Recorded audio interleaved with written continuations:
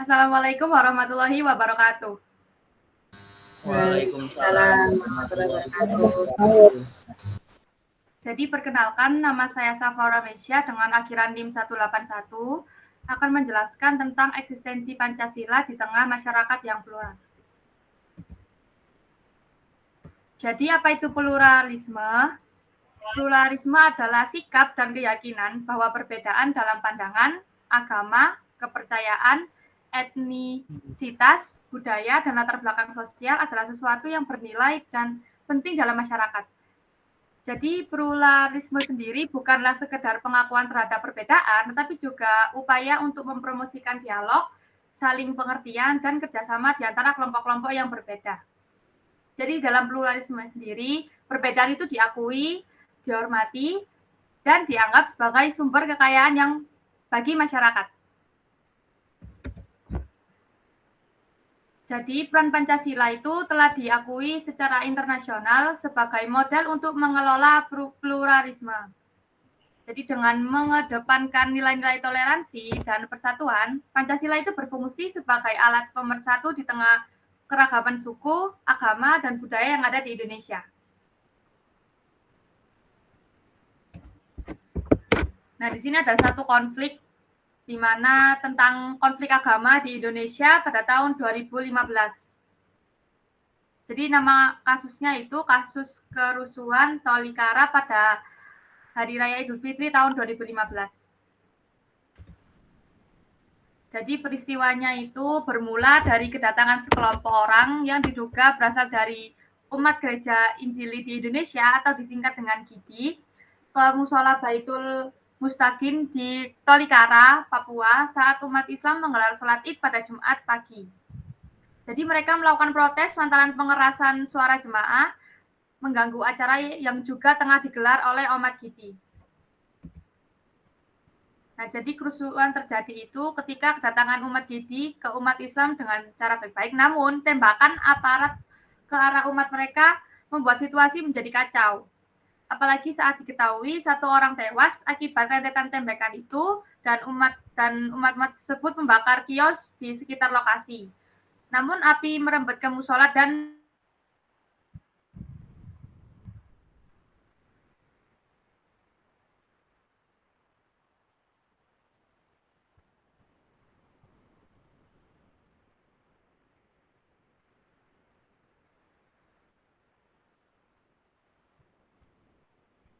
sekitaran. Dengar nggak suaraku? Dengar kan? Oke. Jadi persekitaran tidak harmonis, itu yang pertama. Jadi konflik agama yang tidak terselesaikan tersebut tadi dapat menciptakan lingkungan sosial yang tidak harmonis dan meningkatkan ketegangan di antara masyarakat Muslim dan masyarakat Kristiani tersebut dan membuat suasana itu menjadi tegang ya. Lalu yang kedua yaitu kerusuhan sosial. Jadi jika konflik Tolikara ini tidak mendapatkan solusi, konflik agama tersebut itu bisa berkembang menjadi kerusuhan sosial yang lebih besar dan melibatkan banyak pihak. Lalu yang ketiga yaitu perluasan korban. Jadi di konflik Tolikara tadi itu disebut ada korban dan jika tidak mendapatkan jika tidak mendapatkan solusi yang lebih baik itu bakalan terdapat memakan banyak korban selain umat muslim yang kena korban tadi. Lalu yang terakhir ada resistensi dan hambatan budaya, yang dimana solusi komunikasi lintas agama seringkali tertunda oleh resistensi terhadap perubahan dan hambatan budaya, sehingga upaya perdamaian itu jadi sulit dilaksanakan.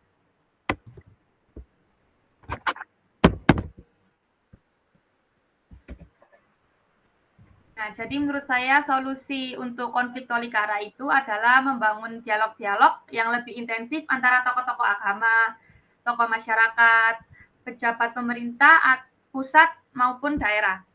Jadi kan pasti kalau ada konflik seperti itu yang pasti dilakukan itu adalah kan tadi kan bangunannya rusak ya. Itu pasti yang dibenarkan itu bangunan fisiknya dulu, lalu bangunan yang dibakar pasti dibenarkan seperti terlebih dahulu dan penanganan kepada sejumlah korban. Namun selain itu menurut saya solusi untuk konflik tolikara tersebut itu adalah membangun dialog-dialog yang lebih intensif antara tokoh-tokoh agama tersebut, tokoh masyarakat, pejabat, pemerintah maupun daerah. Hal tersebut dilakukan agar bisa menyamakan pandangan dalam menyikapi keragaman. Karena sudah kita tahu bahwa bangsa Indonesia kan memiliki berbagai perbedaan ya. Nah, jadi itu tadi adalah penjelasan dari saya tentang konflik tolikara. Jadi apa tanggapan kalian tentang peristiwa ini? Nama saya Yunita Eka Diasa Fitri, NIM 202. Menurut saya, konflik ini disebabkan oleh aparat yang gimana ya, pokoknya mereka tiba-tiba mengacungkan senjata seperti itu. Apalagi menurut keterangan tadi orang-orang non-muslim itu tadi kan mau ngomong baik-baik ke orang-orang muslim, tapi aparat kan langsung menembakkan kan ya. Nah, jadi itu menurut saya sih itu bukan masalah awalnya, bukan masalah ini bukan masalah antara Islam sama Kristen gitu. Nah, itu cuman gara-gara apa ya? Terdapat selisih paham. Jadi mungkin aparatnya mikir kalau misalkan orang non muslim ini bakalan apa ya? Kayak mau berbuat kerusakan gitu. Jadi harusnya aparat harus bertindak secara dewasa sih, kayak harus ngomongin ini ada apa gitu. Terus kalau misalkan memang kurang penjelasan, kan aparat bisa ngejelasin kayak misalkan, oh iya maaf ini nggak selamanya kok, ini paling cuma 1 hari, maaf ya apabila mengganggu seperti itu. Ya benar kata kata tanggapan Anda tadi kalau misalkan butuh dialog antara tokoh-tokoh agama, dan menurut saya juga aparat juga harus andil soalnya dia juga yang mengacungkan senjata dong gitu. Atau kemungkinan keduanya apa ya? Mungkin salah satu kata-kata dari umat non-muslim ini memicu pertentangan seperti itu. Jadi para aparatnya ini kayak mikir, wah ini bakalan jadi kerusakan nih gitu. Kayak sebelum terjadi kerusakan tuh mereka mengacungkan senjata gitu. Tapi kalau dari keterangan tadi ya ini salah paham antara aparat sama kaum non muslim tadi. Seperti itu. Terima kasih. Oke, terima kasih atas tanggapannya. Yunita, mungkin ada yang lain? Saya. Baik. Iya, baik. Terima kasih atas kesempatannya. Perkenalkan, nama saya Cahaya Bagus Alfian dengan akhiran NIM 211. Saya cukup setuju ya dengan apa yang disampaikan oleh Yunita.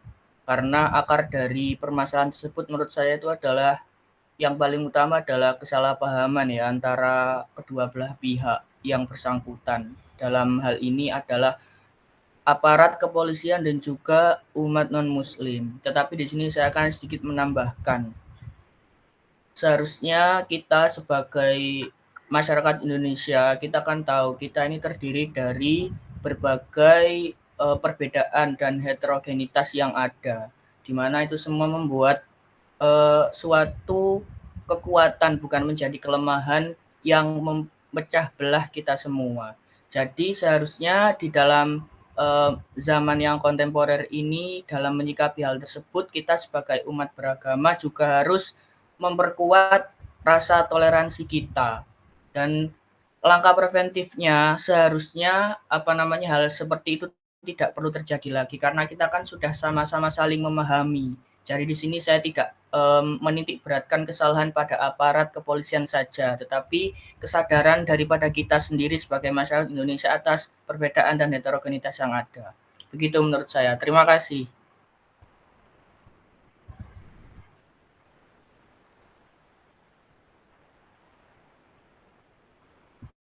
Sudah.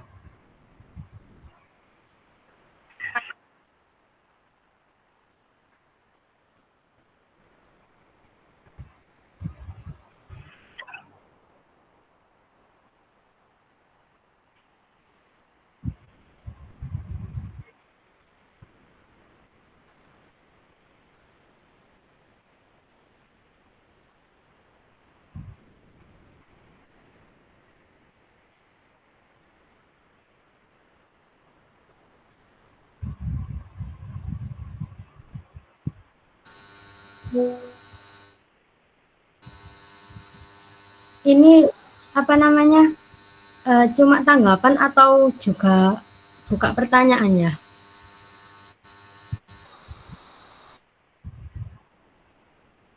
Apa ini?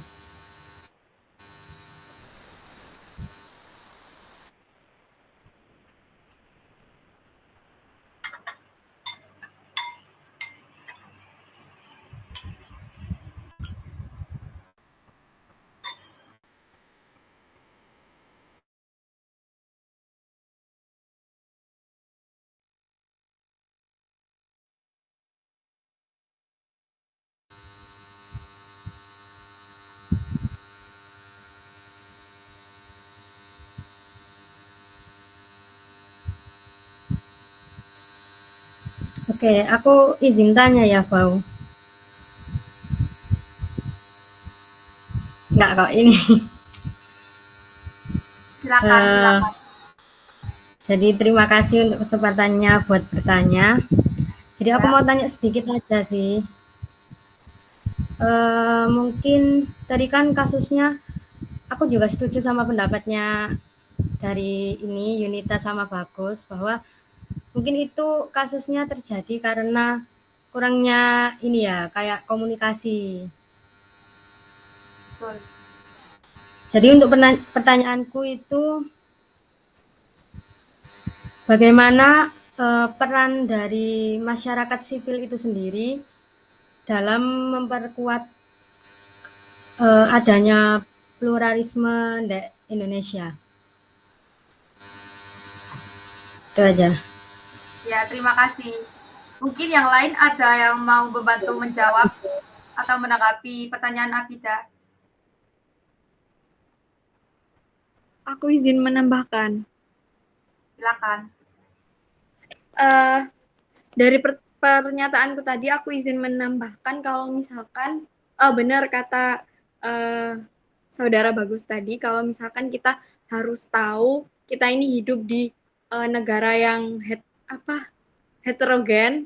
Nah, jadi kita harus sadar diri kalau lingkungan di situ tuh bukan hanya suku kita, bukan hanya agama kita. Jadi meskipun itu hari raya kita atau hari besar kita, kalau misalkan ada suara yang mengganggu atau ada kegiatan yang memang sudah jelas di depan mata gitu, menurut saya sih harus diomongkan ya, apalagi di masjid itu kan dekat sama gereja ataupun dekat sama pura atau apa, harusnya kan bisa ngomong gitu ya, kayak misalkan izin dulu gitu, izin nih hari ini saya mau hari akapan gitu ada acara ini, jadi minta maaf ya kalau misalkan ada suara yang mengganggu. Nanti tindakannya mungkin bisa agak kita lebih kecilkan atau bagaimana seperti itu. Nah, kalau sudah itu aja. Malu. Baik, terima kasih. Aku izin menambahkan ya. Jadi aku setuju sama Yunita. Kalau aku sendiri tuh, jadi kita kan tinggal di lingkungan yang berbagai macam agama. Jadi kalau semisal di sekitar kita itu ada agama lain, sebenarnya boleh kok. Kayak semisal kita mungkin yang muslim itu azan, kan mungkin apa namanya pengeras suaranya kan besar ya. Namun kita itu nggak boleh apa ya, terlalu, ya sebenarnya nggak apa-apa, besar kan namanya juga azan ya. Cuman kita tuh juga harus melihat kondisi sekitar. Misal yang muslim itu dikit ya di daerah situ, mungkin Papua kan lebih dominan Kristianinya. Jadi jangan terlalu besar pengeras suara itu tersebut tadi. Dan gimana juga kita harus meningkatkan kesadaran individu tentang pluralisme sendiri, bahwa Indonesia atau masyarakat sekitar itu memiliki berbagai agama atau suku, begitu. Mungkin ada yang mau menambahkan? Sudah, baik. Silakan next slide. Jadi dengan Pancasila, apa solusi kalian jika konflik agama terjadi lagi di Indonesia?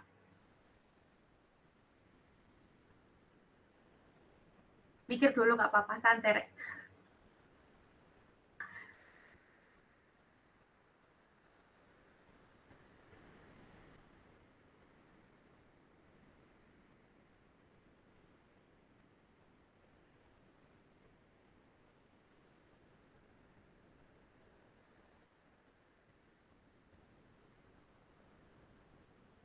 Iya, silakan. Baik, izin menjawab. Ya. Jadi dengan adanya Pancasila, seharusnya kita kan tahu kita dari berbagai suku, berbagai budaya, berbagai pekerjaan yang mungkin memang berbeda-beda.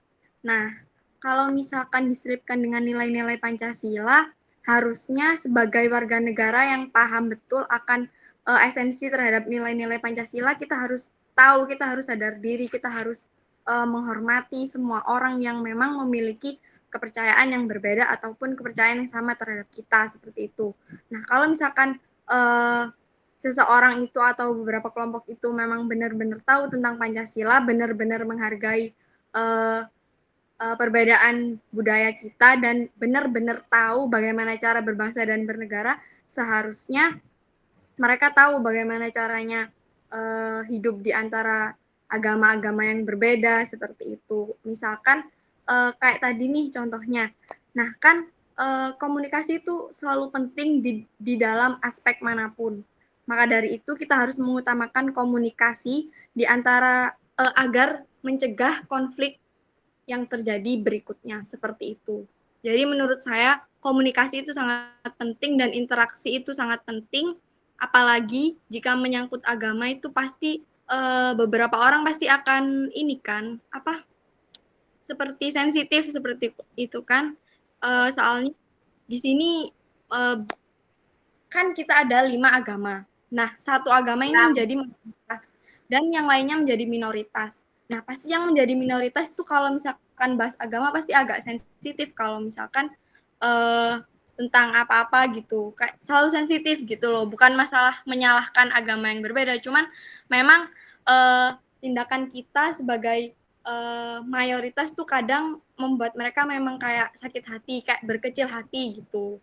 Nah, jadi kita harus menghargai, harus menghormati perbedaan budaya tersebut. Sekali lagi, kita harus mengedepankan komunikasi dan interaksi dengan mengesampingkan urusan agama. Maksudnya kita kan boleh ini sih bekerja sama tapi enggak dengan urusan agama. Nah, seperti itu. Misalnya contoh kemanusiaan. Kita boleh aja kok bekerja sama dalam hal kemanusiaan, dalam hal berbangsa seperti itu. Jadi kita harus memiliki kesadaran diri dan komunikasi yang kuat di antara seluruh tokoh-tokoh agama maupun masyarakatnya yang benar-benar menganut keyakinan agama tersebut. Seperti itu. Terima kasih. Baik, terima kasih Yunita. Mungkin ada yang lain? Silakan Afida. Cuma nambahin dikit sih, mungkin juga bisa diterapkan untuk di dunia pendidikan juga, mungkin pendidikan non formal ataupun pendidikan formal juga, untuk bisa lebih ditekankan pada pembelajaran yang berfokus pada toleransi gitu. Udah. Terima kasih. Mungkin ada lagi? Atau sudah?